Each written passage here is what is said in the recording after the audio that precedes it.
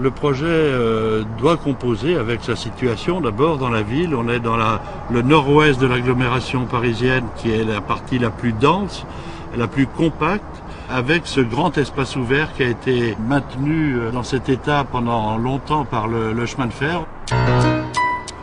On a la première ligne de chemin de fer de Saint-Lazare et la première grande gare de marchandises créée au début du 19e siècle. Là, il y a un très grand espace dégagé, un très grand espace ouvert, qui est une richesse formidable pour Paris. En même temps, les contraintes, il faut en tirer parti.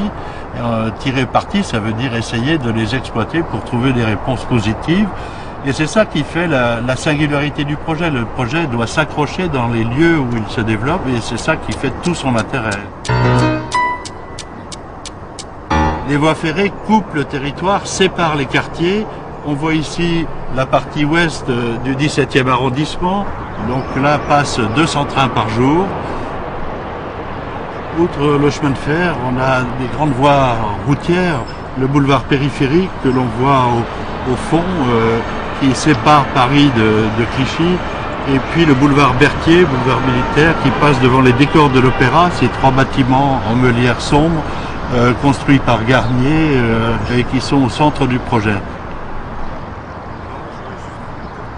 Les coupures que font les voies ferrées, la petite ceinture et les voies routières sont une difficulté pour le projet. Il faut trouver le moyen de franchir, de dépasser ces coupures. Donc un des grands enjeux, une des grandes difficultés du projet, c'est de trouver dans cet aménagement des réponses qui apportent des éléments de convergence à tous les quartiers qui sont séparés. Et le premier objectif de projet, c'est de trouver ce lieu de rencontre, de convergence entre plusieurs quartiers très différents.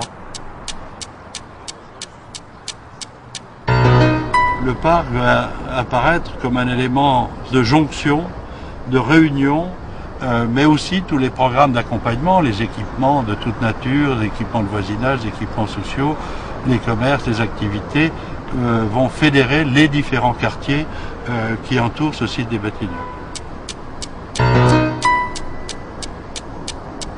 Dans cette direction, le quartier des Épinettes qui s'étend assez largement au pied de Montmartre que l'on voit là.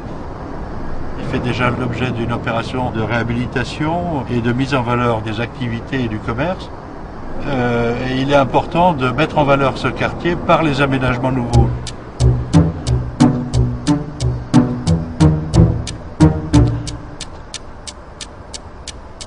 Ici, à partir de la rue Le Mercier, on voit les autocars et un grand bâtiment qui va être démoli, que seront réalisés les premiers immeubles de logement en cours de mise au point avec un programme de logements sociaux, une crèche et des logements libres qui vont attacher, traiter la relation entre le parc et la rue Cardinet. Dans cette direction, le quartier des Batignolles, quartier très vivant, avec ces rues qui se prolongent par des allées du parc, la rue Le Mercier qu'on a en face de nous, et toutes ces rues conduisent directement jusqu'au boulevard des Batignolles, vers le centre de Paris. De ce côté-ci, le contact avec la ville se fait sur la rue Cardinet, qui traverse la voie ferrée, avec cette première partie du parc qui a été réalisée sur les premiers terrains libérés.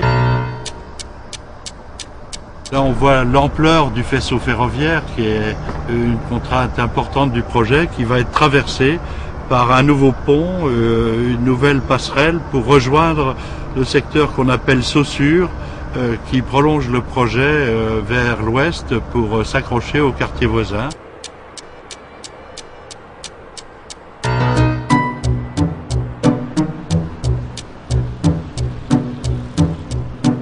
Nous sommes ici à un point de jonction assez important entre la rue de Saussure, qui franchit ici la voie ferroviaire et qui est une rue avec beaucoup de logements sociaux existants, et le boulevard Pereire, beaucoup de beaux immeubles très chics. C'est un point d'articulation où va déboucher l'une des grandes traversées du parc depuis l'impasse Chalabre, en passant par-dessus les voies ferrées, et nous sommes ici au point où va déboucher cette nouvelle entrée du parc côté ouest, toujours dans ce même esprit de réunir les différents quartiers autour de la voie de chemin de fer de faciliter les échanges, les continuités urbaines et l'activité des uns et des autres.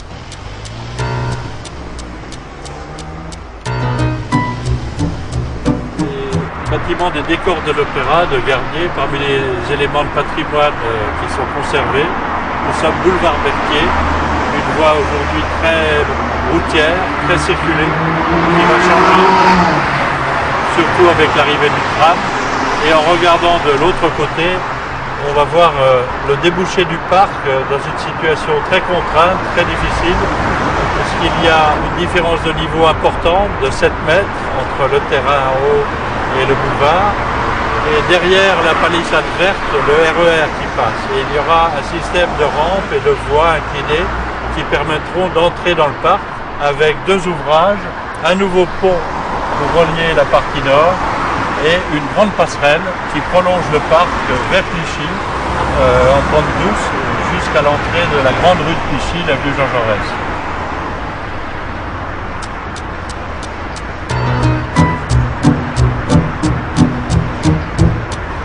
Cette avenue, dans son état actuel, est un endroit totalement dédié à la voiture et aux autobus.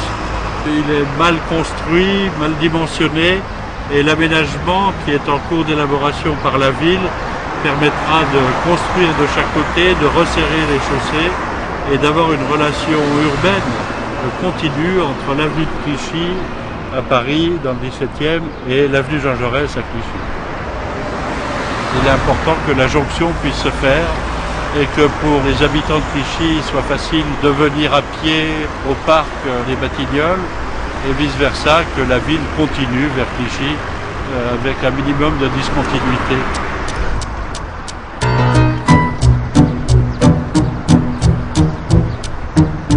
Nous sommes avenue de Clichy, près de sa partie nord, près du métro et du RER. Et c'est là qu'il y a une des entrées vers le secteur, le grand site à aménager. Là où il y avait avant des camions de Géodis, il y aura maintenant l'accès vers une école, vers les logements, des commerces, une maison de personnes âgées et le parc dans cette profondeur-là.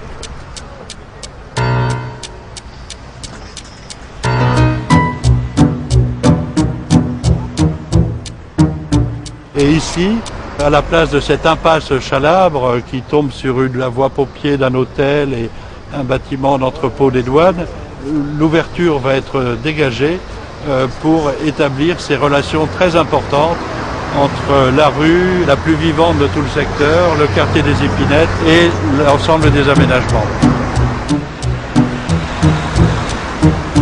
L'avenue de Clichy va être réaménagée par la ville avec un nouveau traitement simplifié, clarifié de l'espace public. Les immeubles riverains sont préservés, maintenus, à l'exception d'un seul endroit où il y a une démolition. L'enjeu du projet aussi est de relier de manière la plus fluide et la plus visible les accès vers les nouveaux aménagements, vers le parc, les programmes de logements nouveaux, les équipements, etc., pour que l'ensemble des quartiers existants et des développements nouveaux puissent être mis en relation dans les meilleures conditions.